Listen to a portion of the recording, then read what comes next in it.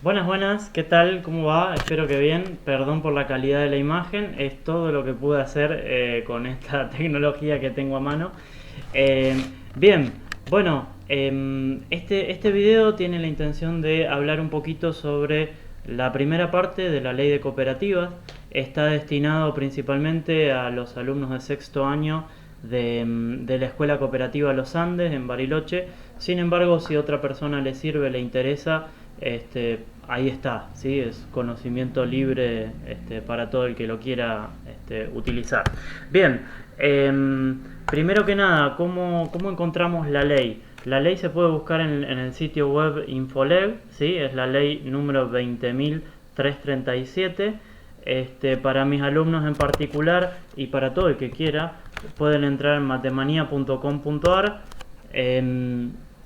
Ahí pueden buscar el material para sexto año y lo primero que hay, ¿sí? El primer archivo que pueden descargar es la ley de cooperativas, ¿sí? Yo ya la tengo descargada aquí y la intención es que podamos ir trabajando sobre ella.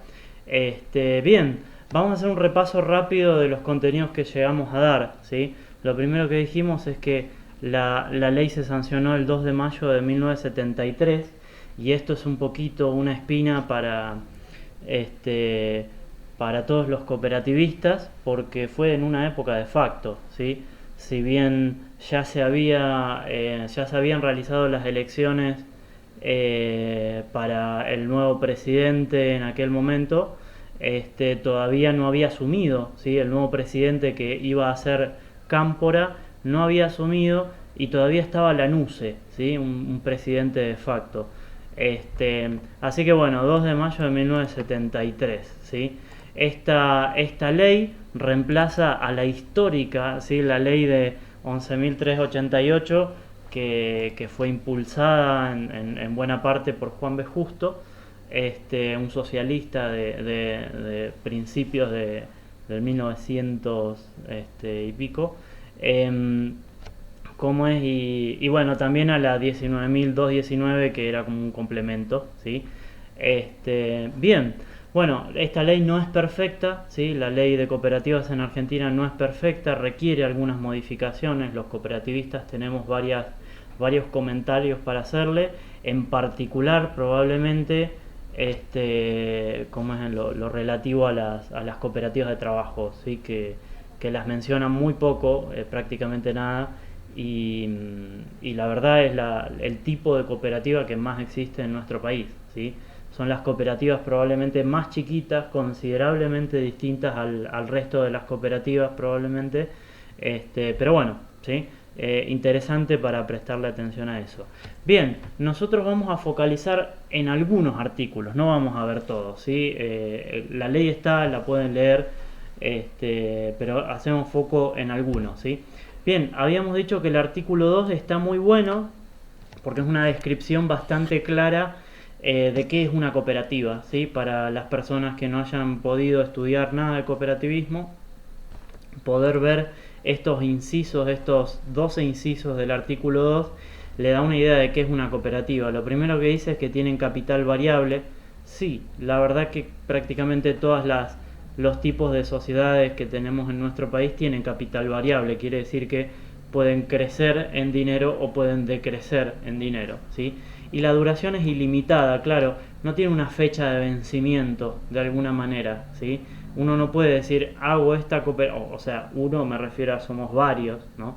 Todos los que constituimos una cooperativa no podemos indicar que la cooperativa termina en cierto momento, ¿sí? Eso no se puede. Así que la duración es ilimitada, ¿sí?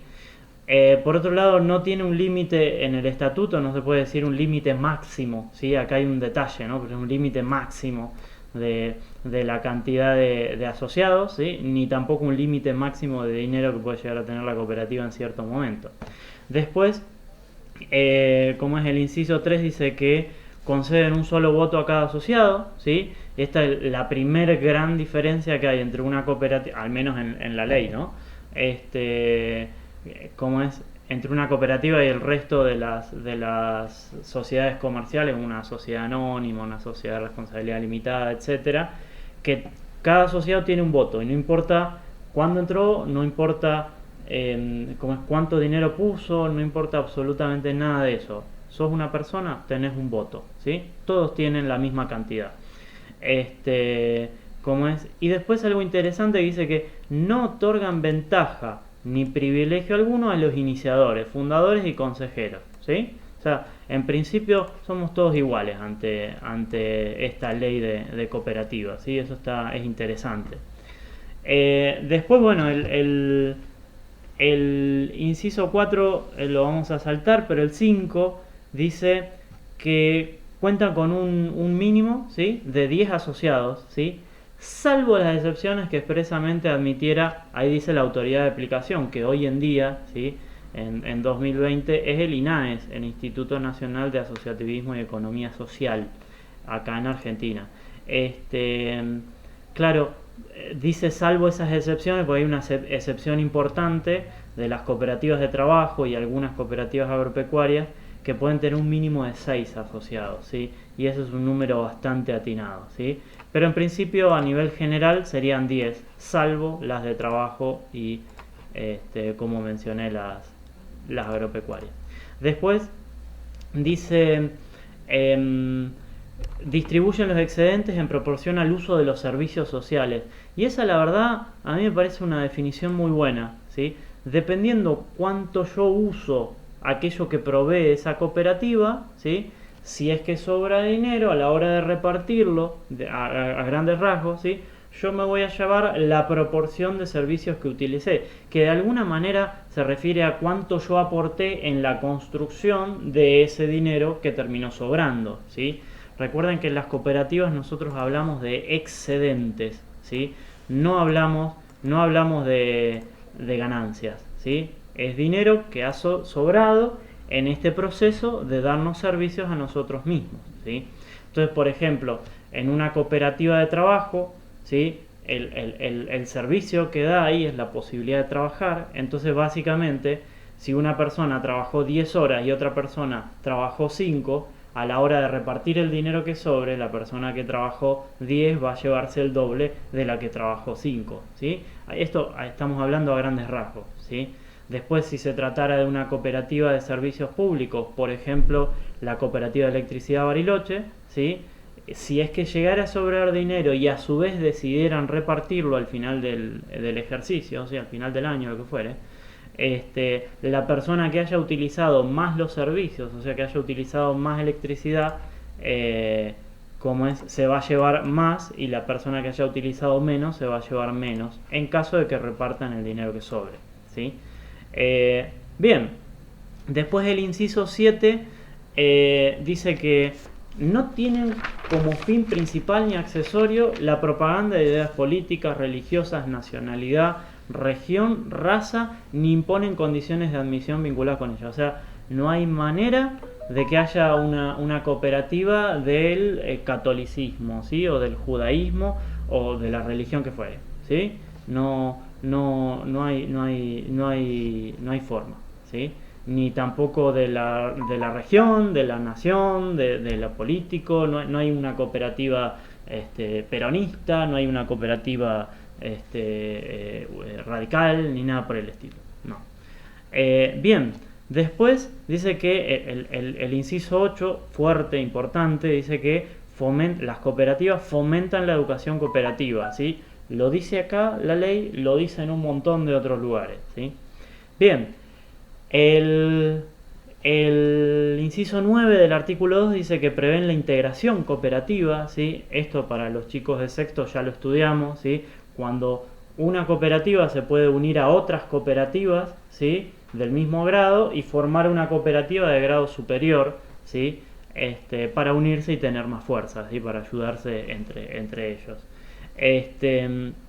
Bien, después el inciso 10 dice que prestan servicios a sus asociados o a los no asociados en las condiciones que diga la autoridad de aplicación, etcétera, ¿sí? Esto es interesante porque ante la pregunta de ¿puede una persona que no esté asociado, por ejemplo, a la cooperativa obrera, ¿sí?, que es un supermercado muy fuerte, es una cooperativa de consumo, ¿puede una persona que no esté asociado a esa cooperativa aún así recibir los servicios de esa cooperativa? Sí, sí que puede, ¿sí? Sí que puede. Tiene una particularidad que después veremos más adelante, que el dinero que sobre de esa operación no se puede repartir, ¿sí? Pero ya sería un poco más avanzado eso. Después, el 11 dice que limitan la responsabilidad de los asociados al monto de las cuotas sociales suscriptas, ¿sí? Esto yo lo quiero remarcar porque la verdad es importante. Si bien lo vamos a ver un poco más en profundidad más adelante, ¿sí? Perdón por mis habilidades de dibujo, por eso soy profesor de materias sociales y no de otra cosa. Importante, ¿sí? Si yo me asocio a una cooperativa y esa cooperativa quiebra, ¿sí? Se queda sin dinero a tal punto que las deudas que tienen son mucho más grandes del dinero que puede llegar a aportar, y quiebra esa cooperativa, lo que yo pierdo, ¿sí? El riesgo mío a nivel personal es: voy a perder el dinero que ya aporté o a lo máximo que ya me comprometí a aportar en la cooperativa, ¿sí? Pero no es que debido a que quiebra esa cooperativa me van a poder venir a quitar a mí mi auto, mi casa de veraneo, no sé, o el dinero que tenga en mi cuenta bancaria, ni nada por el estilo, ¿sí? No pueden. Lo mismo sucede, ya lo estudiamos en otros años, en la sociedad anónima, en la sociedad de responsabilidad limitada, etcétera, etcétera, ¿sí? Bien. Y el 12, ¿sí? El inciso 12 dice que establecen la irrepartibilidad de las reservas sociales y el destino desinteresado del sobrante patrimonial en casos de liquidación, ¿sí? Quiere decir, esto es interesante, ¿eh? El dinero que sobre, ¿sí? Perdón, mal por mí. Si la cooperativa hace reserva de dinero para determinada cosa, ¿sí? Ese dinero no se puede repartir, ¿sí? Tiene esta cosa lógica, ¿sí? Después vamos a ver las reservas, que es interesante, ¿sí? Pero además de eso, lo que tenemos es que si la cooperativa, ¿sí? decide liquidarse, decide desintegrarse, decide desaparecer, cosa que puede hacer sin duda, el dinero que sobre, ¿sí? no se lo pueden llevar los propios asociados, ¿sí? No es que podemos repartir todo entre nosotros mismos, sino que el dinero que sobre tiene que ir a un destino desinteresado, ¿sí? Así dice la ley, un destino desinteresado, ¿sí? Puede ser que lo donen a otra cooperativa, puede ser que lo donen al Estado, puede ser que lo donen a un club, a una fundación, a lo que sea, pero en definitiva un destino desinteresado, ¿sí? No puede ser para otra cosa. Bien, eso respecto al artículo 2. Respecto al artículo 3 vamos a ver un cachito nada más, que es el primer párrafo, ¿sí? A mí me interesa esto, dice que la denominación social debe incluir los términos cooperativa y limitada, ¿sí? Limitada. ¿Por qué razón? Bueno, es importante, ¿sí? Tanto lo uno como lo otro, ¿sí? hacen que cualquier persona que quiera contratar, ¿sí? que quiera hacer algún acto de comercio o lo que fuere con una cooperativa, debe saber, ¿sí? debe saber que se trata de una cooperativa primero, ¿sí? y además debe saber que cada uno de sus asociados tiene responsabilidad limitada al dinero que ya se comprometió a aportar o que ya puso, ¿sí? Era lo que ya hablábamos más arriba. Por eso es por una cuestión de legal de ir avisándoles a los que quieran contratar. Lo mismo tiene que hacer, por ejemplo, una sociedad de responsabilidad limitada, ¿sí? Es la misma lógica, ¿sí? Bien, bueno, saltamos algunos artículos y nos vamos al 6, ¿sí? Y dice que una cooperativa no puede transformarse en sociedades comerciales o asociaciones civiles, ¿sí? Es interesante esto. Es interesante porque no se puede transformar. No puedo convertir una cooperativa en una sociedad anónima, por ejemplo. No se puede, ¿sí? Bien, después el artículo 7, ¿sí? A mí ahí me interesan el 7, el 8 y el 11. Perdón, sí, el 7, el 8, el 11 y el 12, ¿sí? ¿Por qué me interesa mucho? Porque hablan de diferentes documentos que son parte de la cooperativa, ¿sí? que nos ayudan muchísimo y que son como vitales, ¿sí? Como en nuestra vida privada nosotros tenemos el DNI, la partida de nacimiento, ¿sí? La constancia de nacimiento, todo eso. Bueno, acá también, ¿sí? Las cooperativas también tienen determinados ¿cómo es? Documentos. El primero, el del artículo 7, habla de el acta constitutiva, ¿sí? Voy a leer un cachito, dice: se constituyen por un acto único, ¿sí? Y por instrumento público o privado, labrándose acta, el acta constitutiva, ¿sí? Que debe ser suscripta por todos los fundadores, es decir, tiene que ser firmada por todas las personas que están fundando esa cooperativa, ¿sí? Es importante porque el acta constitutiva es básicamente como ¿cómo es? El acta de nacimiento, ¿sí? La partida de nacimiento de una persona tiene más o menos la misma lógica, ¿sí? Como la cooperativa pasa a ser una persona jurídica, ¿sí? Que es independiente de alguna manera de las personas físicas que la integran, ¿sí? Físicas o jurídicas que la integran, entonces en definitiva es como un acta de nacimiento, ¿sí? Está buena, es el acta constitutiva. Bueno, interesante que este acto, ¿sí? Este acto único que dice se llama la Asamblea Constitutiva, que nosotros habíamos visto en años anteriores que la Asamblea Constitutiva se hace una sola vez, ¿sí? No hay manera de hacer dos asambleas constitutivas en una misma cooperativa, ¿sí? Se hace una sola vez, y en esa Asamblea Constitutiva y esa acta, ¿sí? Tiene que tener el informe de los iniciadores, ¿sí? Que dicen por qué fundan la cooperativa y cómo fue todo el proceso. Tiene que estar el proyecto de estatuto. El estatuto lo vamos a ver en el artículo 8, ¿sí? Así que no la complico tanto. Después dice suscripción e integración de cuotas sociales. Lo vamos a ver un ratito en el artículo 25, esa diferencia, ¿sí? Creo que en el 25, si no me equivoco. Así que no la complico tanto, ¿sí? Pero básicamente es cuánto me comprometo a aportar a la cooperativa en dinero y cuánto verdaderamente pongo. Y por último, la designación de los consejeros y del síndico o los síndicos, ¿sí? Es decir, las primeras autoridades de la cooperativa, ya lo vamos a ver, ¿sí? Bien, perfecto. Después, en el artículo 8 habla del estatuto, ¿sí? Si uno puede decir que el acta constitutiva es como la partida de nacimiento, ¿sí? Decimos que lo que está en el artículo 8 del estatuto, ¿sí? Se refiere a todas las normas, ¿sí? Las normas más básicas de la cooperativa.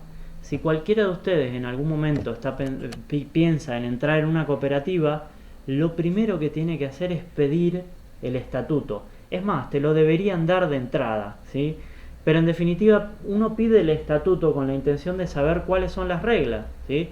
No estaría bien que yo me una a una cooperativa donde no sé cuáles son las reglas, ¿sí? Y las reglas escritas, ¿sí? No solo las que se hablan, a las escritas, ¿sí? Es interesante también esta como para recordar, como regla memotécnica, ¿sí? Estatuto, ¿sí? En italiano sería algo así como está todo, ¿sí? Es interesante, pues como dice que en ese documento debería estar más o menos todo lo referido a las reglas de funcionamiento de esa organización. Entonces dice que en el estatuto tiene que estar, ¿sí? Como mínimo tiene que haber, ¿sí? En general los estatutos son largos, ¿sí? De unas 20 hojas más o menos. Pero como mínimo tiene que decir la denominación y el domicilio de la cooperativa, ¿sí? O sea, cómo se va a llamar la cooperativa y el domicilio de donde va a estar radicada. Después, una designación precisa, ¿sí? Del objeto social. El objeto social, ¿sí? Que muchas veces está en el artículo 5, ¿sí? Se refiere a aquello a lo que se dedica la cooperativa, ¿sí? Nosotros conocemos la Escuela Cooperativa Los Andes, ¿sí? Una cooperativa de trabajo, ¿sí? Bueno, esta cooperativa de trabajo en el objeto social está indicando que se dedica a la educación, ¿sí? En particular se dedica a la educación técnica y en cualquiera de los niveles, ¿sí? Eso es lo que dice, dentro de muchas otras cosas, el objeto social de nuestra cooperativa.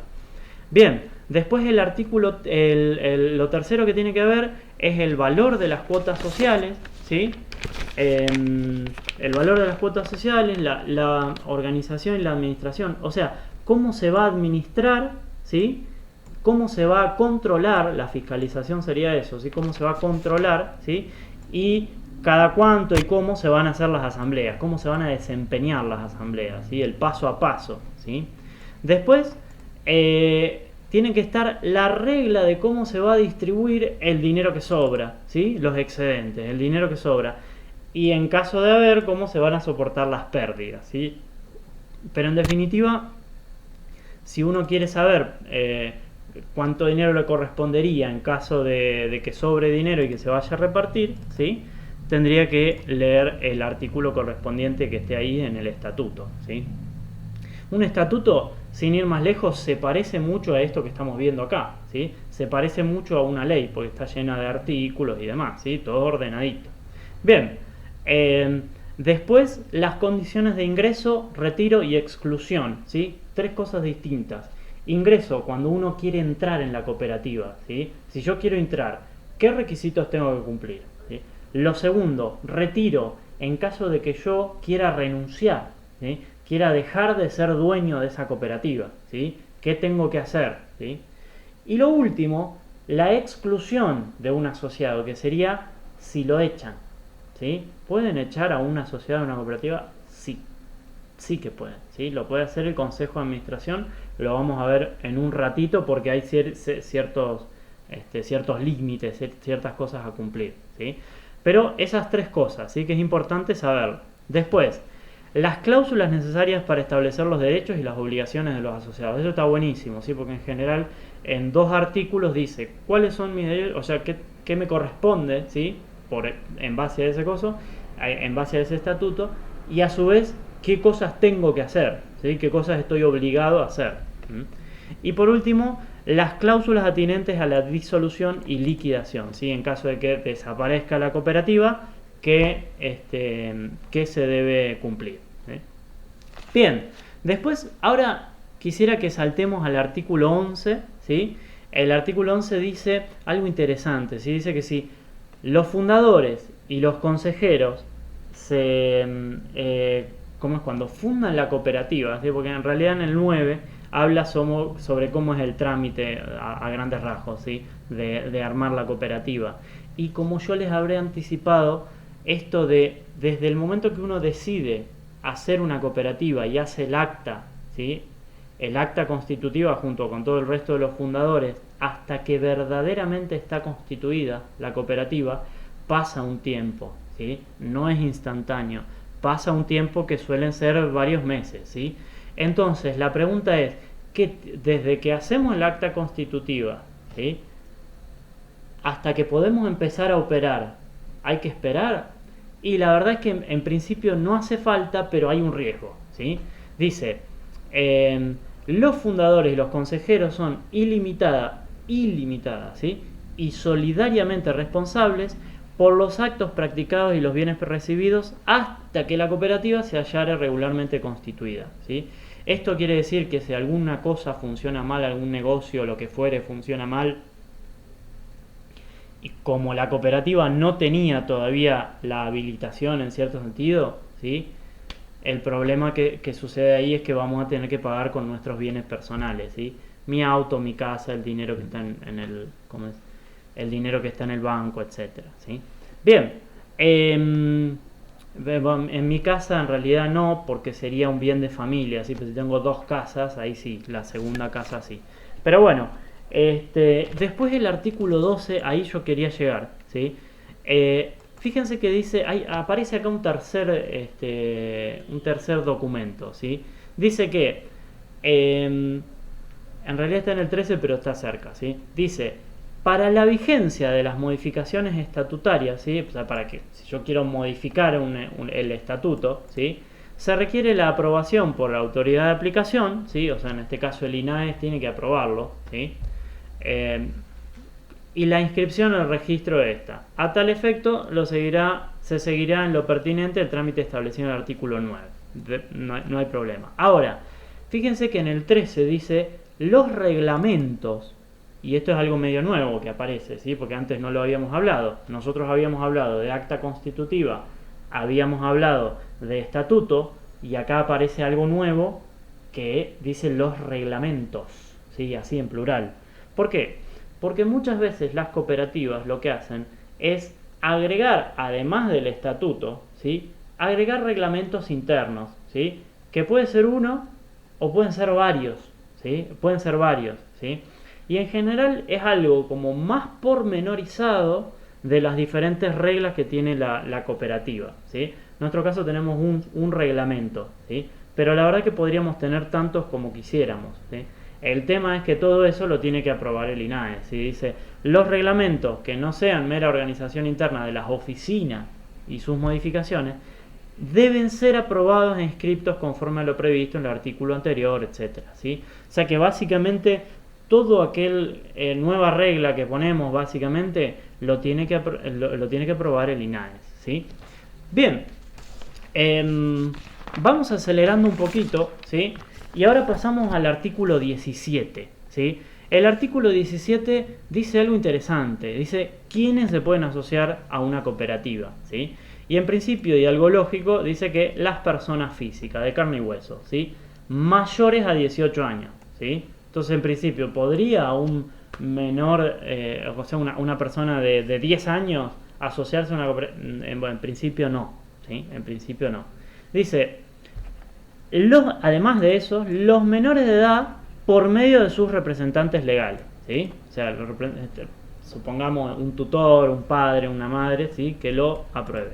Y dice después, y los demás sujetos de derecho, ¿sí? Así de grande dice, los demás sujetos de derecho, ¿sí? O sea, hay un montón de otros sujetos de derecho además de las personas físicas, ¿sí?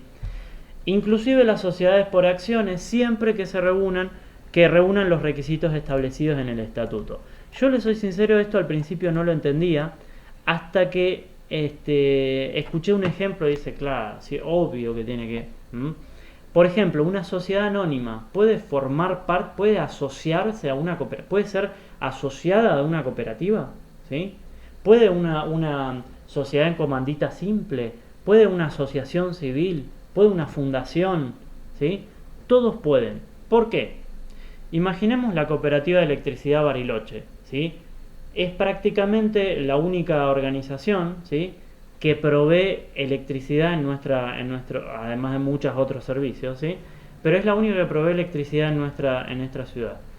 Yo que necesito electricidad, que gracias a eso estoy haciendo esto, me pude asociar, ¿sí? Pero además hay una empresa acá al lado, ¿sí? Sin ir más lejos, que también necesita la electricidad, ¿sí? Esta empresa es una sociedad de responsabilidad limitada. Y claro, necesitó asociarse a la SEB, a la Cooperativa de Electricidad Bariloche, para recibir la energía, ¿sí?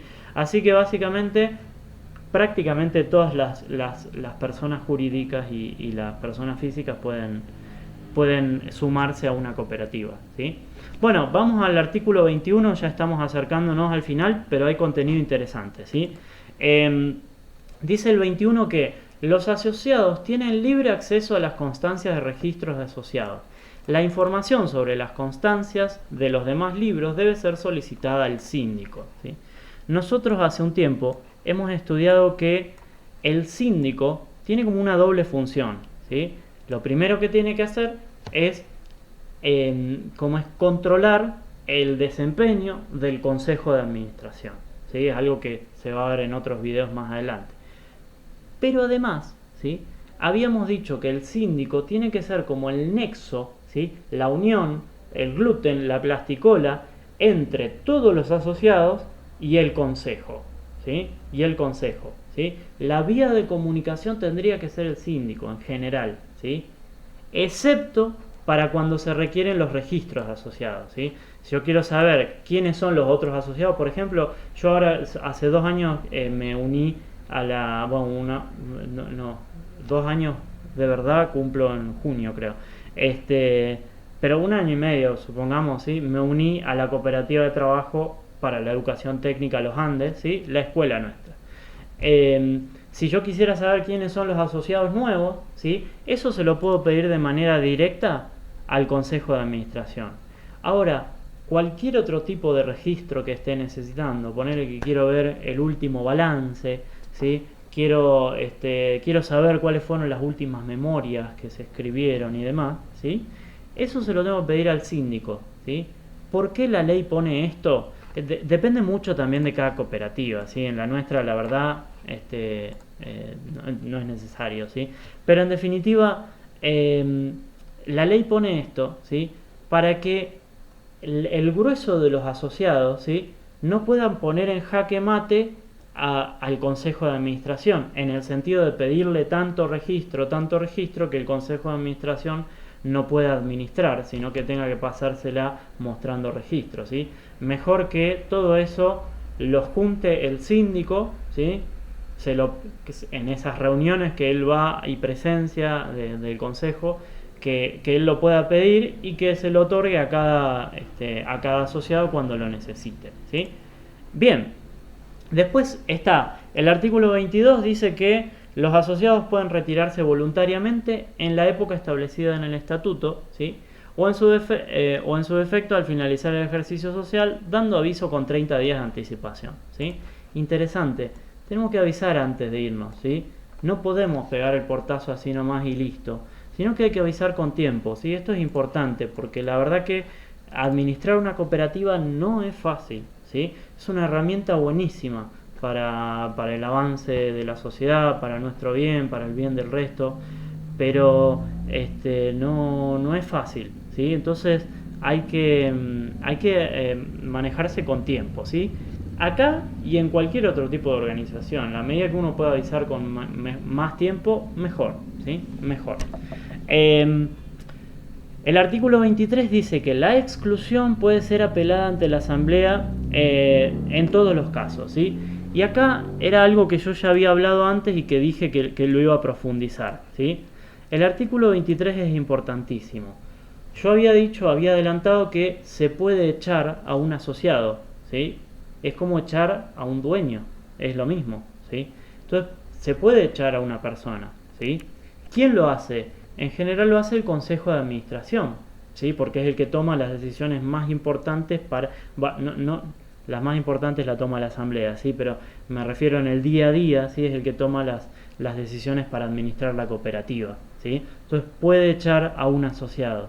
Sin embargo, la diferencia que hay entre esto y cualquier otro tipo no sé, de una sociedad comercial, ¿sí? O lo que fuera, es que el asociado tiene derecho, ¿sí? A reclamar ante la asamblea, ¿sí? Nosotros habíamos visto que las asambleas como mínimo se tienen que hacer una vez al año, ¿sí? Las asambleas ordinarias se hacen una vez al año, ¿sí? Entonces, si me echan a mí, ¿sí? Tengo derecho a reclamar ante la siguiente asamblea y ahí se va a votar, ¿sí? Ahí se va a votar y todos los asociados, ¿sí? Los 97 asociados que son, imagínense que el Consejo de Administración me echa porque soy feo, ¿sí? O porque tengo un pie más largo que el otro, lo que sea, ¿sí? Y a mí me parece injusto. ¿Termina ahí? ¿Ya está? ¿Perdí? ¿Listo? No. Puedo ir a la siguiente asamblea, ¿sí? Y poner en votación el tema, a ver si están todos de acuerdo o si se le chifló el moño a los consejeros, ¿sí? Bien. Vamos al artículo 24 y terminamos en el 25, ¿sí? Dice el 24, el capital se constituye por cuotas sociales indivisibles y de igual valor, ¿sí? Indivisibles y de igual valor. Y lo interesante, un poquito más abajo, dice que pueden transferirse solo entre asociados, ¿sí? Y con acuerdo del Consejo de Administración. O sea, yo que soy asociado de esta cooperativa de trabajo, ¿podría transferirle mis cuotas sociales a otro profesor? ¿Sí? ¿O a Susana? Podría, ¿sí? Podría, sin ningún problema, ¿sí? Siempre y cuando el Consejo de Administración esté de acuerdo. Y después el último, que es cortito, pero la verdad tiene mucho contenido, es el artículo 25. Si esto me dijera... Ahí está. Bien. Dice, las cuotas sociales deben integrarse al ser suscriptas, ¿sí? Parece un trabalengua, esto ya está complejo, pero voy a intentar explicar el significado. Dice que deben integrarse al ser suscriptas como mínimo en un 5% y completarse la integración dentro del plazo de 5 años de esta suscripción, ¿sí? Es la regla, a mí me gusta llamar, para intentar ayudar con esto de regla memotécnica, la regla del doble 5, ¿sí? Más adelante tenemos la regla del triple 5 que la aplicamos a las reservas, ¿sí? Pero esta es la regla del doble 5, ¿sí? Decimos que integrar significa poner el dinero verdaderamente. Yo había dicho que para asociarse a una cooperativa tiene que pagar su cuota de capital, ¿sí? Entonces, integrarlo es ponerlo efectivamente. Ahora, suscribir, ¿sí? Suscribir cuotas sociales significa prometer, ¿sí? Entonces, cuando yo entré en la cooperativa, me dijeron, mira, acá lo que ponemos es tanto dinero, ¿sí? Entonces yo me comprometí, yo podría haberme comprometido a más, yo me comprometí al mínimo que me dijeron, ¿sí? Entonces yo suscribí tantas cuotas sociales, ¿sí? Como me dijeron que había que suscribir, ¿sí? El mínimo que dice nuestro estatuto, ¿sí? Ahí justamente está esa información. Por eso es importante que yo lo pueda leer, ¿sí? Yo leí el estatuto, decía tanto dinero, bueno, yo suscribí ese valor, yo prometí ese valor. Ahora, lo que dice acá, en este artículo 25, es que yo tengo que, más allá de lo que prometí, tengo que poner efectivamente, ¿sí? Tengo que poner efectivamente al menos el 5%, ¿sí? Como mínimo un 5%, ¿sí? Y que el resto, o sea, el 95% que resta, ¿sí? Tengo derecho a ponerlo, ¿sí? Hasta 5 años, ¿sí? El 95% restante tengo hasta 5 años para colocarlo, ¿sí? A veces es chocante la idea de tener que poner dinero para formar parte de una cooperativa, en especial en una cooperativa de trabajo, porque uno va a una cooperativa de trabajo dentro de otras cosas para cobrar dinero, ¿sí? Entonces uno está poniendo desde el principio. Sí, porque te estás convirtiendo en dueño, ¿sí? Te estás convirtiendo en asociado, es por eso, ¿sí? Sin embargo, tenés 5 años, ¿sí? Tenés 5 años, ¿sí? Después depende de cada cooperativa, ¿sí? Cómo ponga las reglas en su estatuto o en su reglamento interno o en lo que fuere. Pero en definitiva son 5 años, ¿sí? Así se diluye un poquito. Bueno, ha sido un placer, hasta acá llegó la parte teórica, espero que les haya gustado. Nada, vamos a las actividades, que ahí sí ya es específico para los alumnos. Hasta luego, suerte, chau chau.